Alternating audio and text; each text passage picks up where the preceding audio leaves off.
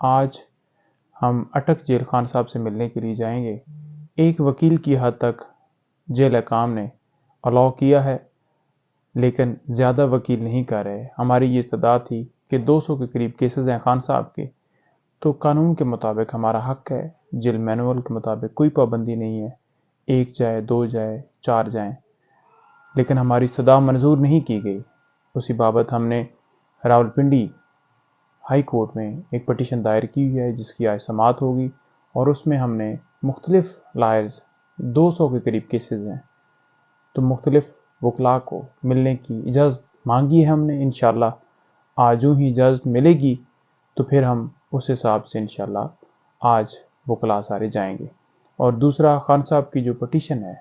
جو ہر روز آپ پوچھتے ہیں، وہ اسلام آباد ہائی کورٹ میں 22 کے لیے فکس ہو گئی ہے، جس میں ہم نے خان صاحب کی سزا جو کہ توشہ خانہ کیس کے اندر انہیں ہوئی ہے اس کی معطلی کی استدعا کی ہے۔ تو انشاءاللہ جو ہی وہ سماعت ہوگی تو خان صاحب کی انشاءاللہ بیل ہو جائے گی۔ اور اس کے ساتھ ساتھ جو کھانے کے حوالے سے تھی، وہ آج چیف صاحب چھٹی پہ ہیں، ہم اس کے لیے الگ سے لائے عمل تیار کر رہے ہیں کہ ہم نے پنڈی ہائی کورٹ جانا ہے یا کیا صورتحال کرنی ہے، انشاءاللہ وہ بھی جلدی کریں گے۔ اور جو خان صاحب کی بیلز خارج ہوئی ہیں، اسپیشلی آپ کو بتانا چاہتا ہوں، جو خان صاحب کی بیلز نیب میں، اسلام آباد ڈسٹرکٹ کورٹ میں، لاہور اینٹی ٹیررزم کورٹ میں جو خارج ہوئی ہیں، ان کو ہم جو تمام آرڈرز تھے وہ سارے کے سارے ہم چیلنج کر رہے ہیں۔ انشاءاللہ آج وہ چیلنج ہو جائیں گے، اور ہم وہ جو حکم جو ان کی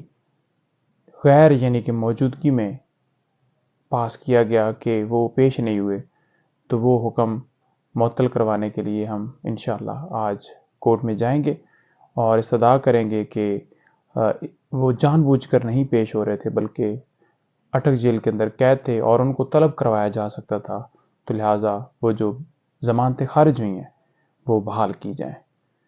تھینک یو سو مچ۔